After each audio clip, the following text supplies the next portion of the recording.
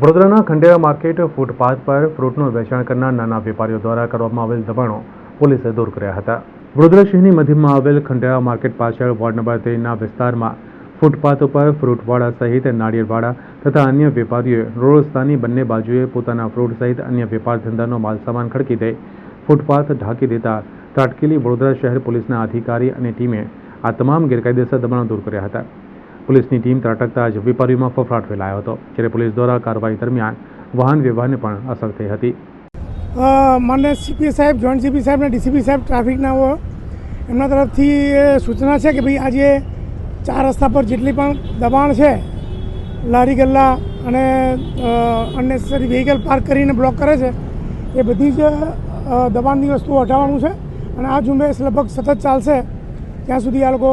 Clear નહીં કરે। કારણ કે અગાઉ આ લોકોને વારંવાર કહેવા છતાં એ લોકો અહીંયા પાથરણું પાથરી અને ટ્રાફિક જામ કરતા હતા અને એના માટે આ બધી કાર્યવાહી કરવાની ફરજ પડી છે।